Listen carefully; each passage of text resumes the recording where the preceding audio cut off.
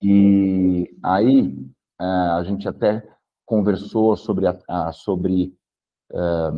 forma da gravidade, naquela questão do raio infinito, e aí eu mostrei que, né, se considerar o G como zero, o raio como zero, né, tem lá na fórmula o R ao quadrado dividindo, se o R for zero, a fórmula o raio fica infinito, e a partir disso também que eu tinha imaginado, porque eu entendo que existe uma diferença dimensional entre esse zero, esse S0 onde vivem os fótons, e não está no mesmo âmbito tridimensional de S2, Perfeito. no meu raciocínio. Bom, Por sinal, só para te orientar e te deixar talvez um tanto animado, ontem, por exemplo, eu fui dar uma palestra numa faculdade, e daí eu estava falando, em outras palavras, mas exatamente o que você está falando agora, que, vamos dizer assim, existe uma quinta dimensão, onde parte das coisas que a gente estuda existe, mas existe ainda mais coisas, né? Resumindo, assim, a ideia proposta pelos autores lá. Existem 5 dimensões, mas a quinta dimensão é uma espécie de plano de fundo, onde tem lá as 4, né, como, vamos dizer assim, um eixo dimensional ali, né, tipo, um elemento dentro desse espaço maior, só que nessa quinta dimensão, por exemplo, a gravidade, ela vaza. Então, assim, isso que você está falando tem análogos já na literatura, entendeu? Então, só para você saber que, tipo, tem gente que estudou física de verdade, né, que é conhecido por aí, pessoas top, assim, na área, na academia, que falam coisas parecidas com as suas, beleza? legal, legal. E aí, o que foi muito interessante, porque minha vida foi muito corrida, né, desde a nossa última conversa, eu parei para tomar o tema essa semana, cara, e eu comecei a expandir um pouco as consequências dessa primeira visão, o fundamento, e aí veio uma conclusão muito interessante em relação à relatividade, e é legal que você tocou no tema da gravidade, porque a gravidade é sempre um dos impactados quando a gente, né, avalia essas questões. Então, e inclusive eu pensei numa analogia que ficou muito interessante. Sabe aquela analogia do trem em movimento com o menino com a bola de basquete? Que é clássica, que foi usada desde a Sim, conheço. relatividade galileana, do Newton usou, e o Einstein também usou. E o Einstein, né, na relatividade, ele diz que o universo, né, o espaço, ele formou o conceito do espaço-tempo, e que o espaço se deforma, né, com a gravidade ou com a aceleração. Cara, olha que interessante. Eu vou fazer essa analogia da bola de basquete. Primeiro eu vou falar o que eu entendi, né, que acontece nessa relação dos entes sem massas, vamos chamar de fótons para facilitar, fótons luz. Tem um nome, né? Esses caras sem massa têm um nome. Como é que eles chamam? Ah, você que está trabalhando com eles que deveria lembrar. É o ECM, é que eu chamei de ECM no material, mas não sei se tem um nome para isso. Bem, quando a gente está estudando física de partículas, né? Tá? A gente tem lá tem características, né? Tá, eu vou anotar Que aqui. as partículas têm. Por É, exemplo, a gente tem os férmions, que são aqueles que constituem a matéria, por exemplo, os elétrons, os quarks, os neutrinos, e tem também os bósons, que são os mediadores das forças. Isso é a primeira aulinha lá de física de partícula. tá, Aí, quem são mediadores de força? São, por exemplo, os fótons, que são da força eletromagnética, né? Eles mediam a força eletromagnética. Sem os fótons, não teria a transmissão da informação do tipo elétron. Aqui está um campo elétrico, você precisa se mover. Isso não existiria se não existisse o fóton. O gluon faz o mesmo papel, só que para força forte. O bóson W, o bóson Z, para força fraca, e tem também o bóson de Higgs, que na prática ele é mais como se fosse uma espécie de atrito de um campo que gera gera matéria. massa, né? É, Gera a massa, né? massa. É, Muito bem. Só que tem também o que a gente chama... Mas não dá para dizer que é um bóson, né? Só que é um Higgs, bóson sem calibre, um bóson de calibre sem massa, né? o Higgs o Higgs eu estava entendendo que seria um campo, e não, porque ele que interage com as partículas sem massa, né? E produzem a massa, né? Sim. Legal. É isso. Então, sim, você está falando de bósons aí, beleza? Beleza, bóson. Então são bósons.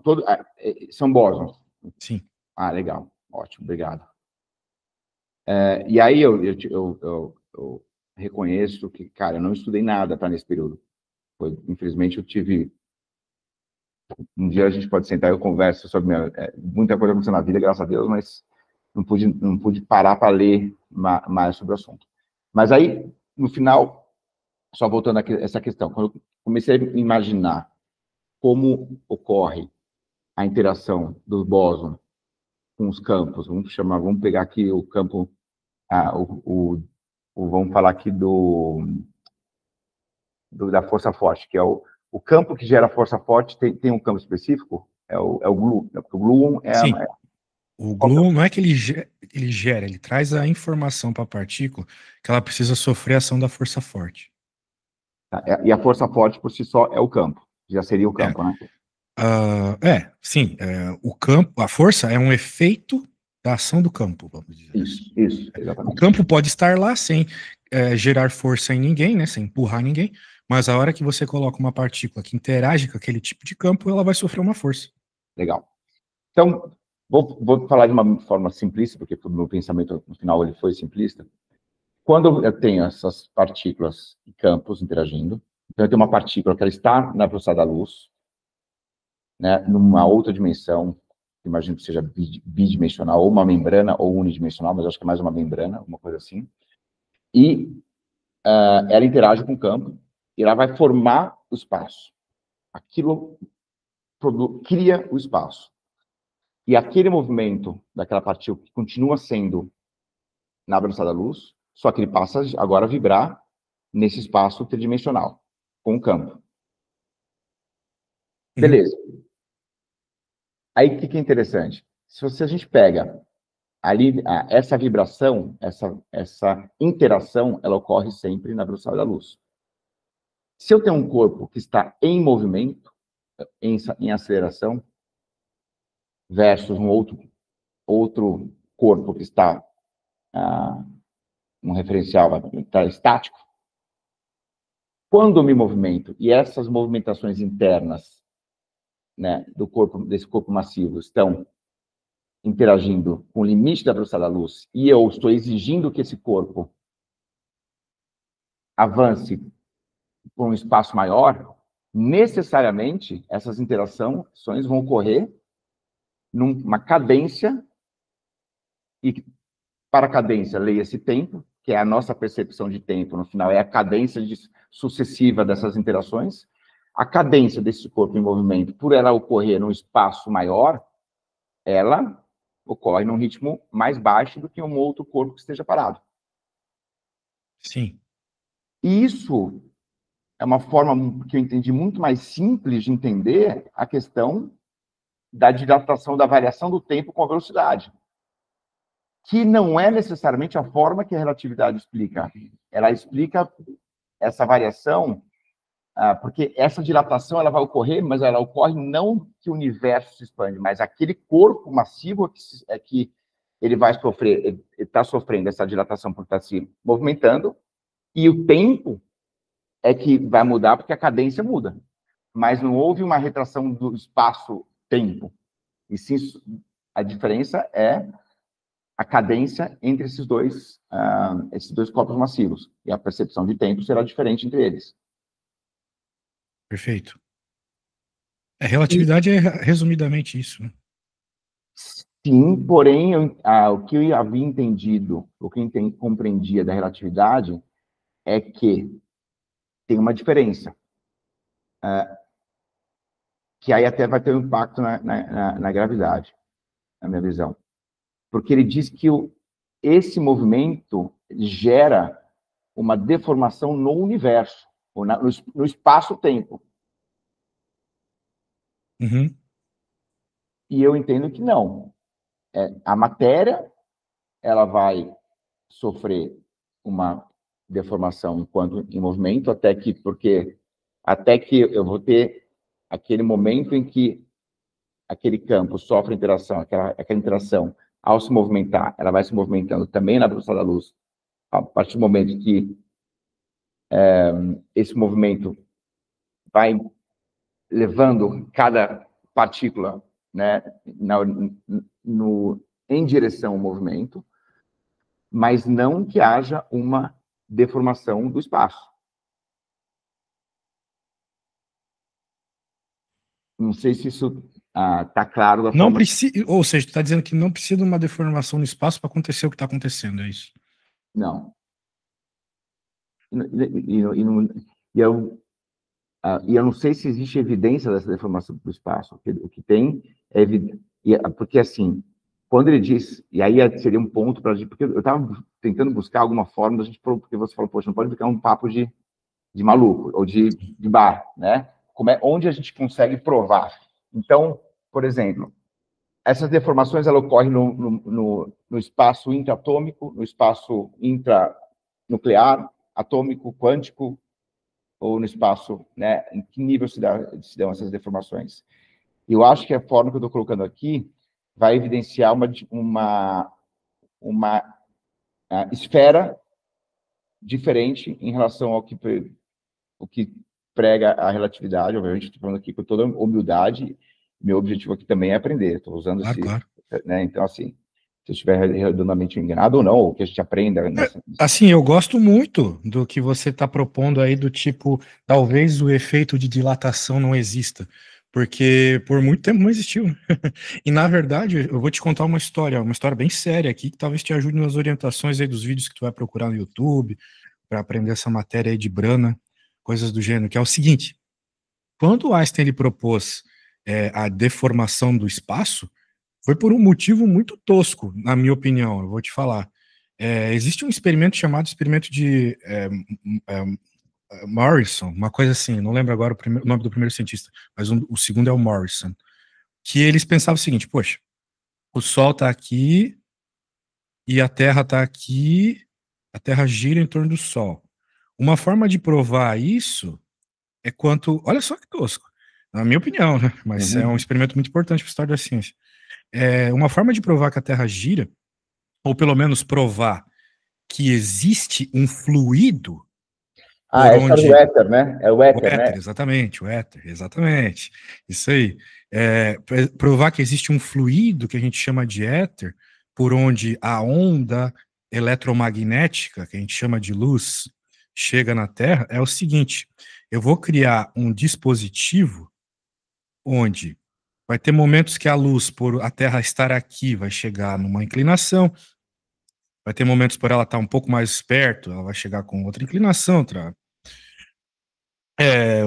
e isso vai gerar o quê? Vai gerar velocidades diferentes dentro da luz, dentro do dispositivo, né? Porque, vamos dizer assim, se tu tem um carro indo numa direção e outro carro indo na outra, parece que esse carro, para quem tá dentro desse carro, parece que esse carro aqui tá com uma velocidade bem maior. O cara aqui vai medir uma velocidade bem maior desse cara. Então, pela mesma estrutura, deveria se medir velocidades diferentes aqui dentro, ok? E não se mediu. Todas as velocidades que se mediram eram iguais. Então, foi aí que o Einstein pensou, então eu acho que eu tenho que manter a velocidade da luz constante, e daí, né, com isso, se a velocidade está constante, o que é que tem que mudar, então? O tamanho das coisas. Mas, porque ele escolheu. Aqui que eu vou colocar estático. Tá bom, a luz eu já sei.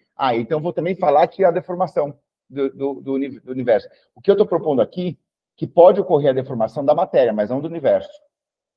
Da geometria do universo, entendi. Porque ele fala que é a geometria do universo que muda. Sim, fala. Né? Eu entendo que o que pode ocorrer é uma deformação da matéria, em S2.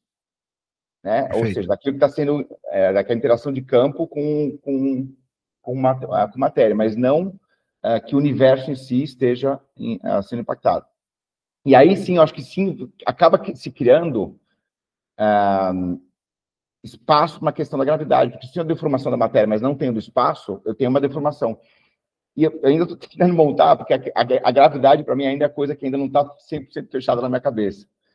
Porque eu até imagino a gravidade como uma grande teia, né? Ou seja, todo o ambiente, pode ser o éter, talvez seja o universo, a dimensão, talvez exista algo, né, fundamental em termos de espaço, não sei. E quando você forma matéria, é como se você pegasse essa membrana que fosse um lençol, ao interagir, eu faço um nó. Mas, né, vamos pensar que cada vez que eu monto uma matéria, que a matéria se forma, eu estou fazendo um nó nessa teia tridimensional. Sim. E ela vai, né, gerar uma tensão maior para quem está mais próximo e menor para quem está mais longe, mas ela sempre vai gerar uma tensão em todo o universo, que é um pouco do que é a gravidade. Que é um pouco parecido com a analogia lá que o Einstein fazia da bola de boliche numa cama elástica, mas aquilo é uma analogia bidimensional. E que eu nunca também comprei muito, porque, assim, tá bom, mas essa analogia, a bola de basquete, ela pressiona a cama elástica porque existe uma gravidade, a gente está pensando com a gravidade. Né? E está explicando... Então, Sim, entendi. A didática que a gente está usando para explicar já leva em conta a gravidade, que isso. É o efeito do que a gente está tentando explicar, exatamente. É isso. Então, nunca para mim, foi uma boa analogia. Mas aqui eu também tenho um problema ainda, a gravidade ainda, porque essa tensão também, o que é essa tensão gerada por essa teia imaginária que eu estou colocando aqui também? Não sei. Eu acho que deve ter alguma coisa a ver com a velocidade da luz, mas ainda tem que pensar, tem que... Tu estás dizendo isso dentro da tua teoria, né? Né? Porque assim, até para eu tentar organizar, porque o que eu ia comentar assim, em termos de metodológico para a nossa conversa poder evoluir e a gente conseguir montar uma tese, né, e poder publicar alguma coisa.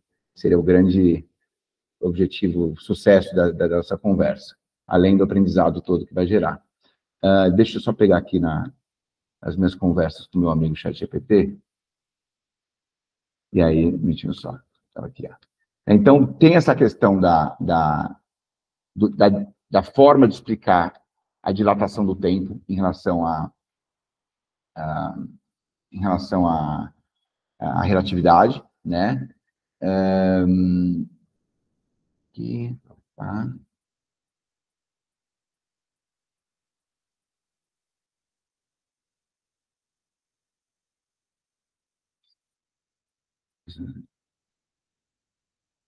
Essa ideia, né, que a interação do S1 e a matéria, acho que isso eu já coloquei. Uhum. Deixa eu colocar aqui.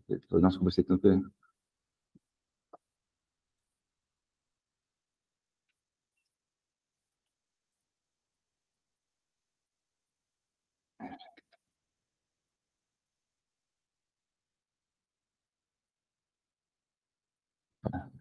Porque, ontem até acabei conversando bastante coisa sobre a diferença, né, entre o que o Einstein está colocando, o que isso se contrapõe à relatividade geral, né?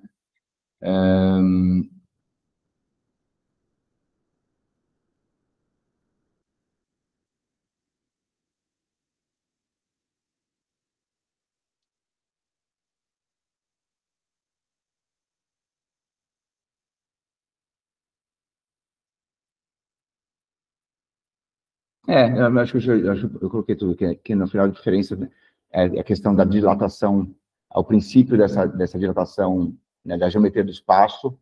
Eu não considero isso como um tema. Para mim, é a questão da cadência das interações quânticas ou dos bósons com os campos, que em movimento, né? E aí é um tema interessante, porque para estar em movimento, toca até um pouco na questão de inércia.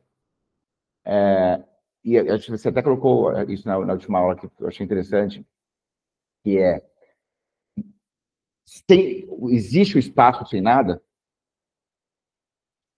Pois é, né? Isso Né? foi uma proposta do Newton, e não existe o espaço sem nada de um ponto de vista filosófico. Afinal de contas, o espaço é onde tu coloca as coisas, né? Exatamente. Ou tem que inventar outra palavra, porque o nada não é espaço, né? Exato. Então, assim, essa questão do éter, que acho que vai e volta, né? Acho que ela sempre acaba caindo. Que será que existe alguma, né, algo fundamental que determina, né, a relação da matéria ou do que existe no universo? Então, esse é um ponto que talvez eu tenha que trazer para montar essa visão, para explicar a questão da gravidade. Eu não acredito na gravidade sendo uma força.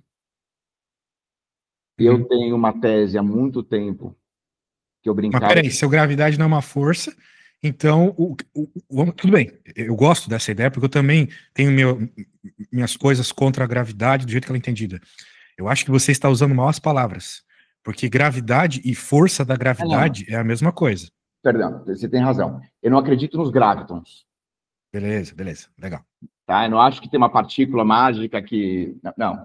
Eu acho que tem deformações da matéria, tem essa... Ou seja, eu estou atraindo, eu estou aglutinando, né, mais matéria, e isso causa uma tensão espacial. Agora, o que é essa tensão?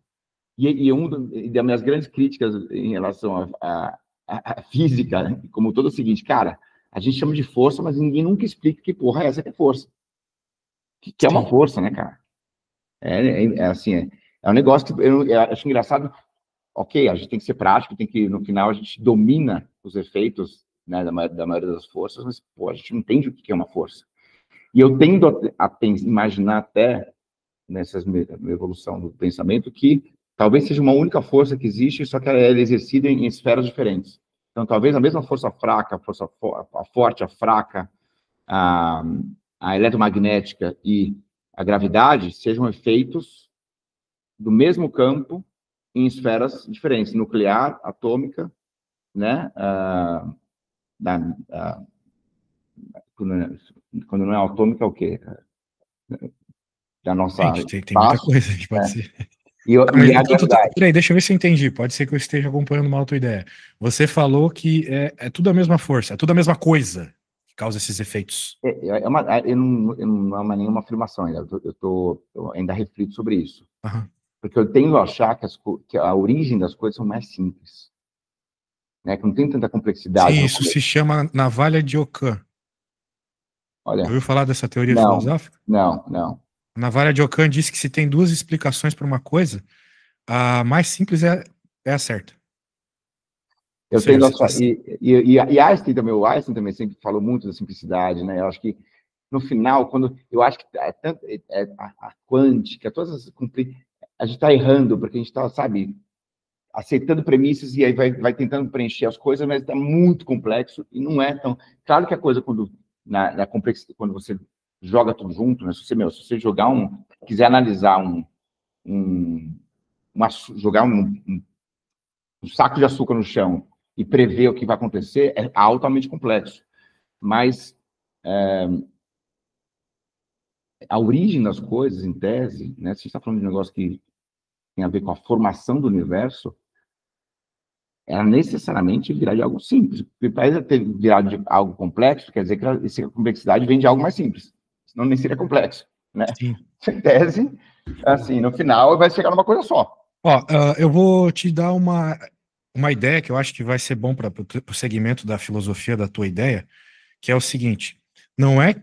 A palavra simples aqui, né, sempre demanda interpretação, mas eu acho, né, que as coisas, não é que elas têm que ser mais simples, mas é que elas têm que ser mais generalizadas, genéricas. Por exemplo, ontem mesmo, anteontem, quando eu estava apresentando a minha teoria, eu estava falando, a minha teoria não, né, a teoria que eu usei na minha tese lá, estava falando da equação de Einstein, que é essa aqui. O que essa equação ela faz? Ela quer explicar tudo que é relativístico, né? O universo, as estrelas, etc. Então ela fala que um lado é geometria e outro lado é matéria, que é o tensor de geometria e seu tensor energia-momento. Beleza. Só que o que aconteceu? Com o tempo, né, eles foram percebendo que o universo expandia. E essa equação ela não dava conta de explicar a expansão. Então, o que eles fizeram? Bem, o Einstein, ele saiu da matemática e só da matemática deduziu isso aqui.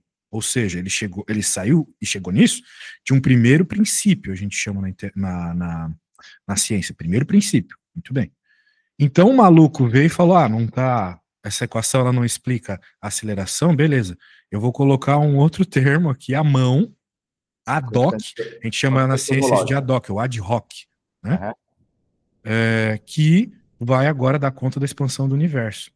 Tu entende? Então, eles colocaram uma coisa acochambrada aqui, né? Isso que eu acho errado. A constante cosmológica, né? A constante cosmológica, o lambda CDM aqui, exatamente. Ou seja, é isso que eu acho errado, tu ficar colocando coisa na teoria para ir explicando outras coisas. Então, por isso que eu acho que você está conversando com um cara com a mente bem aberta e que já estudou bastante coisas especificamente disso, o que é raro por aí, que é o seguinte, eu, no meu mestrado e no meu primeiro pós-doutorado, eu estudei com um cara que ele queria não só explicar a geometria criando massa e energia, como também criando o eletromagnetismo, criando a luz, resumidamente. O CBM, né, que é a radiação cósmica de fundo. É aquilo que tu vê lá quando tu liga a televisão velha desregulada. É uma assinatura, pelo menos, dela, né? O cara, o que ele fez? O meu orientador, que foi aluno de prêmio Nobel, tá lá no meu Super Prof, lá, tu pode ver depois, foi aluno do Penrose. Ele não partiu da relatividade. Ele criou, bem, ele buscou uma teoria matemática ainda mais geral do que a álgebra tensorial, que foi o que o Einstein usou para chegar nessa equação. Ele usou uma teoria muito mais geral, que é a teoria da álgebra espinorial. E tal qual o Einstein fez, utilizando uma matemática ainda mais geral, ele não só chegou num termo, né, que dá conta de explicar a matéria-energia, ou seja, ele chegou na mesma coisa do Einstein, de uma determinada forma, mas ele também, naturalmente, saiu naturalmente dessa teoria mais geral, vamos dizer assim, não vou dizer que ela é mais simples, mas eu vou dizer que ela é mais geral, entendeu? Ele conseguiu chegar num termo eletromagnético também, sacou? Entendi. Então é Legal. isso que a gente está buscando aqui, primeiros princípios.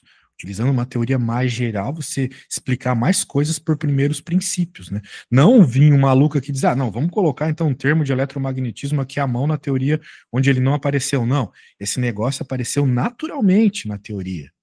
Pô, são coisas diferentes. Quem está vendo de fora não entende, não vê isso aparecer, sacou? Só quem está dentro ali da pesquisa científica percebe essas diferenças.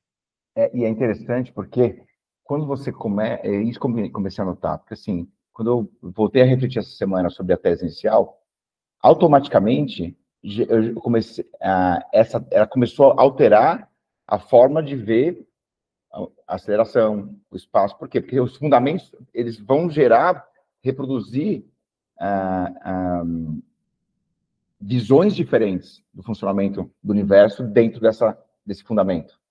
E aí você vai batendo com o que é possível e o que não é, né? Então, opa, não, agora preciso encaixar.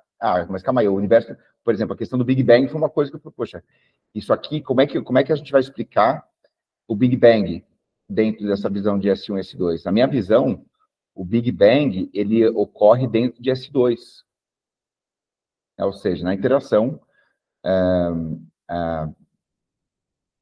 até eu já li sobre o Big Bang, né? É uma grande massa de matéria, a princípio, né? Mas que não existia nem átomos, nem nada. É muito mais, né? Demorou alguns milhares de anos para os átomos começarem a se formar, para os elétrons primeiro, se não me engano, agora não lembro o que se formou primeiro, né? Ou seja, essa movimentação demorou a acontecer.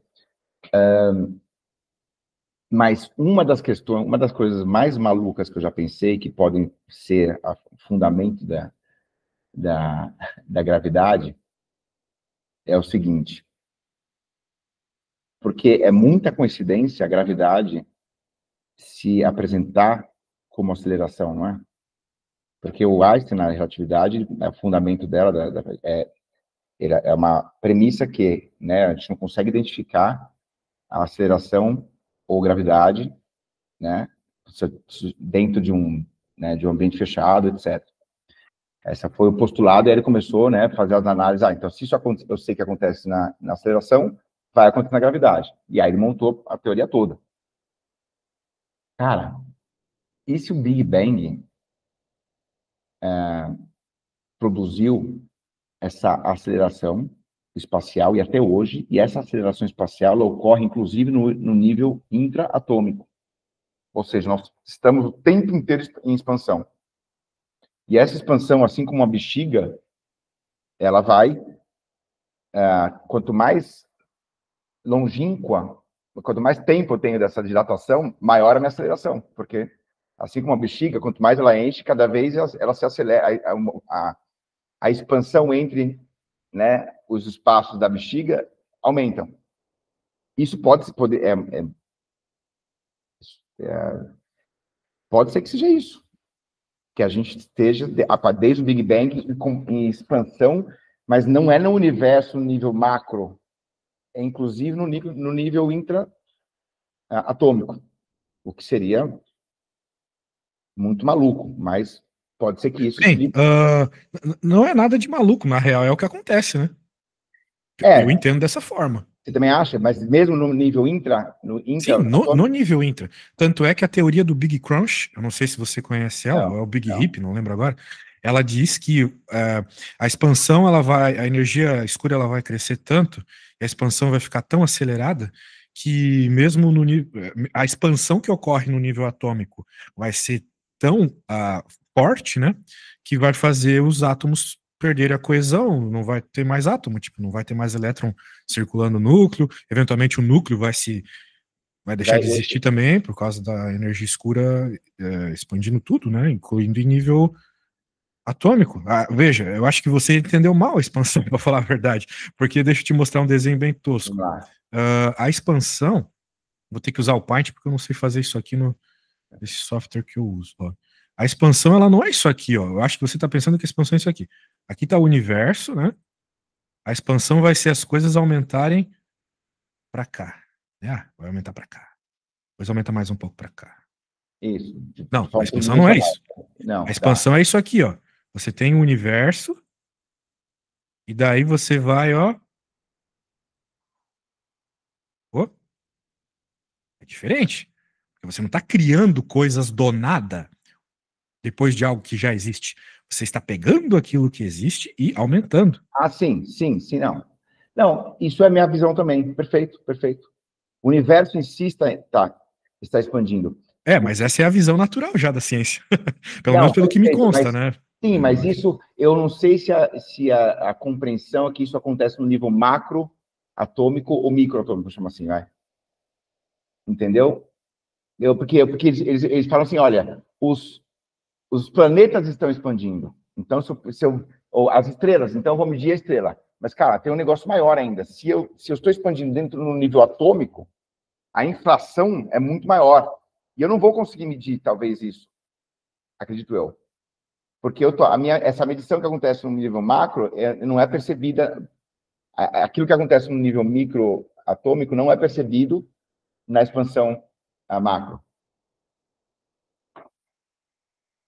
Tem a ver até com aquela questão que o Speck quer nessa expansão dentro do nada.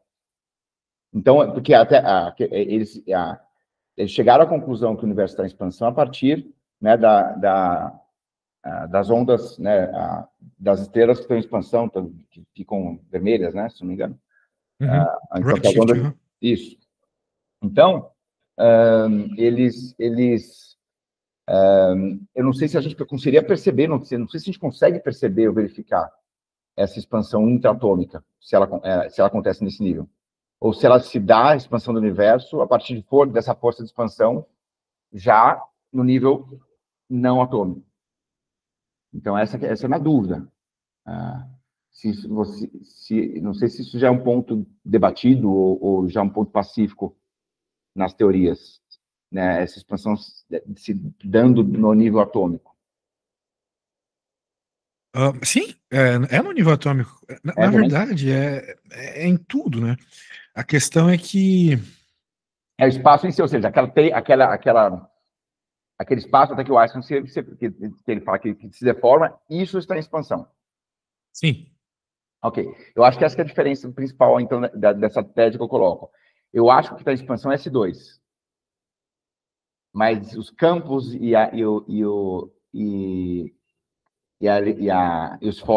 os bósons, não. Isso, sim, isso e essa diferença vai gerar uma deformação. E talvez essa deformação possa explicar a gravidade. Então, quando o corpo está em aceleração, inclusive o Big Bang, ele gera essa expansão da matéria, ou desse universo material que é S2 que a gente vive. Mas ele não, eu acho que ele não impacta, por exemplo, a luz.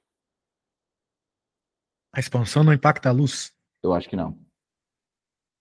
Então, vamos dizer assim, você está me dizendo que o fato de a gente observar o redshift das estrelas não é por causa da expansão.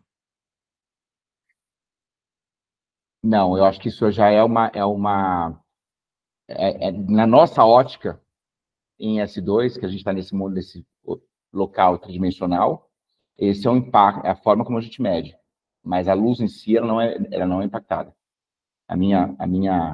Eu preciso ainda Uma aprofundar. forma de entender o redshift, que é uma forma que eu acho legal, pode ser que encaixe de algum jeito na tua teoria, é a luz cansada, né? O nome é meio tosco, mas é bem interessante. Por quê? Porque tudo que se move perde energia, né? Existe atrito, etc. A luz, supostamente, não, né? É, Isso. diz a teoria da relatividade geral, porque não tem éter, aí não tem como ela perder energia, supostamente. Mas se ela perdesse, a gente veria ela com uma frequência menor, que é o redshift, na prática. Então, a teoria da luz cansada é uma resposta para uma opção, vamos dizer assim, se a tua teoria tiver certo, vamos supor a situação, né? Daí chega um cara e fala, mas e o redshift? Daí você pode dizer, é a luz cansada. Ah, não, não, mas vamos lá. É que eu acho o seguinte: o fato da gente estar se movendo, a gente está se. Porque a velocidade da luz ela se mantém. Mas a questão do redshift é a frequência. Como eu estou me movimentando em relação à frequência da luz, tudo bem essa frequência mudar. A velocidade dela continua estática, mas a frequência muda, porque eu estou me movimentando. Então, aquela onda ela vai ser mais alongada. É o Sim, mesmo efeito. É o sim. mesmo efeito, né? Então, ok. Mas ela não está afetando a luz, ela está afetando a minha visão daquela onda.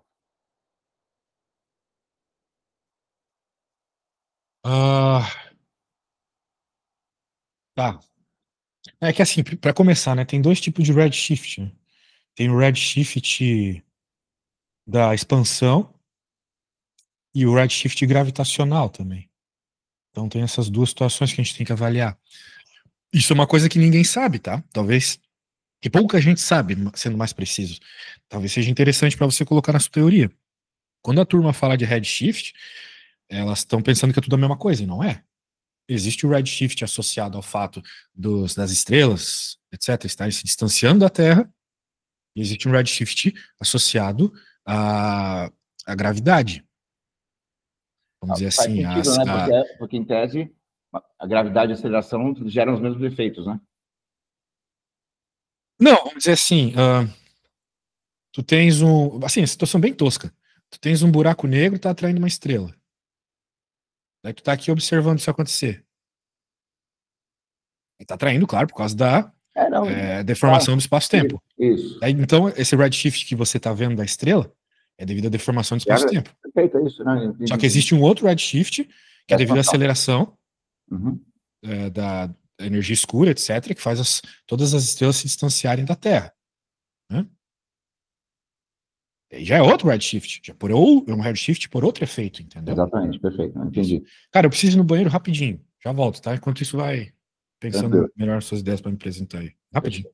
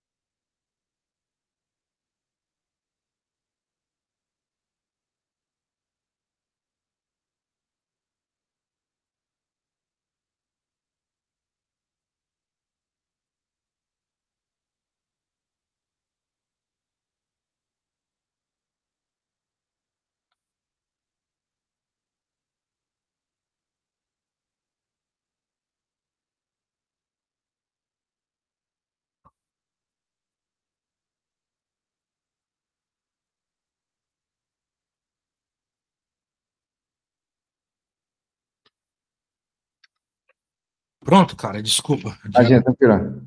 E aí? Nós estávamos falando aqui sobre a luz, né? Isso. Que você falou que o efeito do redshift não é por causa da deformação, e de fato não precisa ser, né? Como eu mostrei para você, parte dele é por causa da expansão. Então, tipo, claro, tudo tem a ver com relatividade, né? Sim, Daí sim. vai da tua teoria se tu quer jogar fora ou não a relatividade, né? Até refletindo agora enquanto nesses minutos, é, eu queria ter um ponto que eu não passei que é interessante. A partir daquele exemplo só para finalizar aquela analogia do trem e a bola de futebol, né, que talvez fique muito mais simples de entender tudo isso. Se eu tivesse, eu tenho a bola do trem pingando, o moleque batendo a bola no trem, e eu tenho uma outra bola mágica aqui no chão, no solo, que ela pinga, acompanha, com o trem parado, ela sempre vai acompanhar o movimento da bola, a velocidade da bola. Então, ela sempre vai refletir a velocidade da bola, porém ela vai sempre se manter pingando na vertical, sem mudar de movimento. O que aconteceria com essa bolinha, né, a partir do momento que o trem começa a andar e ela reflete a mesma velocidade da bola, mas pingando sempre na vertical. Ela vai começar a pingar muito mais rápido, né? E a bola, quando o trem está parado, elas pingam na mesma cadência. Quando o trem começa a andar, ela vai começar a assumir a velocidade da bola, né? Em relação ao solo, pingando muito mais rápido. Então, a cadência dela vai mudar em relação à bola. Ou seja, isso ilustra, né, essa diferença temporal que acontece com o movimento.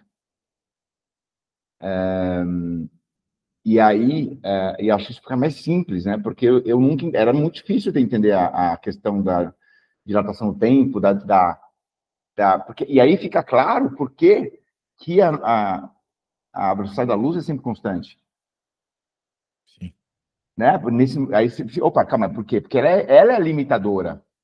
Então, porque era muito difícil entender, poxa, como é que eu tô contra a luz? Aí, porra, coisas de lá, é um negócio muito... Não, cara, dessa forma fica mais óbvio. Não, porque se a luz é o fator limitante e ela que limita, inclusive, as interações possíveis, né, da matéria, quando um se desloca em relação ao outro e esse deslocamento gera um tempo maior, esse tempo maior vai se deslocar, essa cadência vai mudar, vai acontecer essa diferença temporal. E aí outra coisa fica mais clara também, que parece uma coisa meio assim, nossa, por que a velocidade da luz é o limite? Cara, porque se tudo é feito a partir de interações desses entes que ocorrem na velocidade da luz, como é que eu vou gerar uma velocidade que vai ser acima do que a velocidade do que forma essa matéria? Não dá.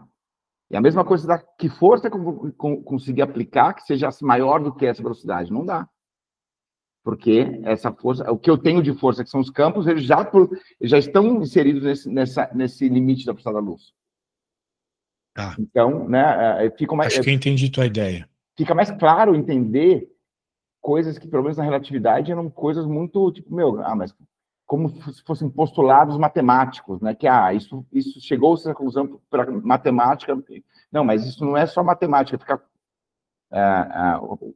logicamente, isso fica também explícito. Ficou claro ou não? Sim, eu entendo o que tu quer dizer. Tanto é que se você estudar um pouco da relatividade restrita mesmo, lá naturalmente nas equações aparece um limite, que é o seguinte: se você quer colocar mais velocidade no objeto que já está perto da velocidade da luz, você tem que colocar uma quantidade, vamos dizer assim, que tende ao infinito de energia, e ele não vai ganhar velocidade. Tipo, essa energia entra nele, beleza, mas não entra como velocidade, entra como massa. Olha só que bizarro, né? Porque, resumindo, assim, bem grosso modo, a energia cinética é mv² sobre 2. Beleza, essa parada aqui já dá perto da velocidade da luz. Tu insere mais energia na coisa, tu quer aumentar esse cara aqui. Só que esse cara não consegue dar conta de ir além da velocidade da luz, não pode, né? Uhum. Então, o que acontece? Quem tem que aumentar é esse. Por isso, por exemplo, que quando você está dentro de um acelerador de partículas, aquelas partículas elas são bem pequenininhas, né? Não era para causar efeito destrutivo em nada. Uhum. Afinal de contas, os bagulhos são menor que um elétron, Uhum. mas causam, por quê? Porque está acelerando tanto aquilo para chegar com uma velocidade alta e ter o choque, né? Quanto mais alta a velocidade, mais alto o choque, melhor a quebra, mais coisas você consegue observar. Só que nesse processo, você aumentou muito a massa de uma partícula, que era um negócio subatômico, mas está com um valor de massa altíssimo lá. Daí o que acontece? O aparelho estraga, né? Imagina uma coisa Claro. com uma massa alta e velocidade alta batendo, vai quebrar, Uhum. né? Que nem um Uhum. carro batendo, por exemplo. Por isso que aquele negócio lá, o acelerador, está sempre em manutenção. Está sempre quebrando. Tá, quebra muito? Esse daqui do Brasil tem funcionado bem ou não? Tem Porque a um gente no tem um. Brasil também, né? Lá em Não, Campinas, né? Campinas. Que em tese era um bom. Pelo Sim, menos. ele funciona, só que também tem que sempre pôr em manutenção. Só que também tem diferenças, né? Ele não é tão forte quanto o do CERN lá, Uhum. então também ele não quebra tanto quanto o do CERN, né? Legal. Então, no final eu coloquei esse ponto que, assim, as coisas vão, pelo menos para mim, começaram a se encaixar muito mais facilmente, muito mais logicamente do que noções que eram colocadas como se fossem efeitos de matemáticos, entendeu? Eu não consigo subir, aumentar a velocidade da luz porque matematicamente aqui, ó, não dá certo. Tá certo a matemática, mas logicamente era uma coisa que, né, era sempre contra-intuitivo. E quando eu entendi essa relação do tempo, né, da cadência em relação à velocidade, comecei a montar, ficou muito mais simples de entender essas, essas, essas questões da relatividade, né, de limite de velocidade da luz, da luz ser constante, né, etc. E qual a diferença que eu estou falando? Na minha tese não tem a deformação do espaço, tem a deformação da matéria, mas não do pode ter da matéria, mas não do espaço. E aí, o que assim, por exemplo, será que a gente conseguiria, de alguma forma, né, aprofundando um pouco mais esses conceitos, se fizerem sentido, para a gente conseguir provar de alguma coisa, nem que seja até usando um acelerador de partículas, em que momento que a gente poderia ver uma diferença entre a relatividade e isso que a gente está colocando, que podia ser provado ou não provado num acelerador, por exemplo. Talvez seja uma ferramenta que existe aí para esse tipo de questão. Uhum. Provar a relatividade com acelerador. Por exemplo, a questão Bem, do. aí que tá, né? O que seria provar a relatividade com acelerador? Porque, por exemplo, o que eu acabei de mostrar para você aqui é uma espécie de prova, né? Tá, é Afinal uma de prova. contas, eu aumentei a velocidade, ou melhor, tentei aumentar a velocidade, e isso não aconteceu, o que foi percebido, então, pelos efeitos ali, que a massa aumentou, né? Agora, isso prova a relatividade? Isso prova que todo o resto é verdade, pelo menos da restrita? É uma questão a ser discutida, né? Uhum. Mas, por exemplo, como é que a gente, por exemplo, se a gente, essa questão de não deformação do espaço, Bem, daí é uma ou a da questão a ser gravidade? discutida. É. Agora, Ou, é que aí que tá, né? O que eu tava falando era da restrita, não era da. que aí não tem aceleração, né? Exato. Daí não tem Não, tá bom, efeitos mas da aí, de novo, isso aceleração. aí também fica para próximas. Porque, assim, eu não sei que você também. De novo, eu não tenho nenhuma formação acadêmica científica, né? Então, sou um completo leigo, curioso, que gosta de pensar. Mas eu gostaria, seria muito legal, poxa, a gente conseguir colocar uma tese. Não sei se é possível também. O que eu posso almejar com isso, você acha, Samuel? O que eu posso. A gente. E, obviamente, com tua ajuda, teu apoio, né, como tutor ou como professor, como é que a gente, ou como coautor, você ajudando, para mim, né, o ponto o que eu posso almejar com isso, além do aprendizado? Tem alguma coisa, basicamente o que eu vou conseguir aqui é só aprender, que não é pouco, já é muito. Ah, velho, acho que, assim, não espere nada além de só aprender, cara. Tá bom? A menos que, tipo, você, assim, academicamente falando, né? A menos que você, por exemplo, faça algum, sei lá, um canal no YouTube, a turma curta a sua forma de falar, as suas ideias, daí também rola. Ah, Mas, não, assim, academicamente, acho muito difícil algo além de aprendizado. entendi, tá bom. Pelo menos no primeiro momento, assim. Não, mas, por exemplo, a gente conseguir, nem que, como aprendizado, montar uma tese para ser colocada e publicada. Dá para Isso, tentar publicar um artigo, mas um também é artigo, difícil, tá? Uhum. Mas já é um começo. isso. Porque para mim seria um objetivo legal, porque eu vou aprender muito e coloquei um artigo. Entendeu? Pronto. Bem, eu vou fazer o seguinte, já que já é a segunda vez que você me pergunta sobre isso. Eu vou te mandar, um artigo. Deixa eu te mandar aqui. Antigos, doutorado. Muito bem. Eu acho que eu vou fazer melhor que isso. Vou te mandar o meu artigo. Ah, Eu legal. vou te mandar a minha tese também, que está em português, já ajuda um pouco. Tá bom? Leia pelo menos a introdução ali, né? Aquelas coisas da minha tese.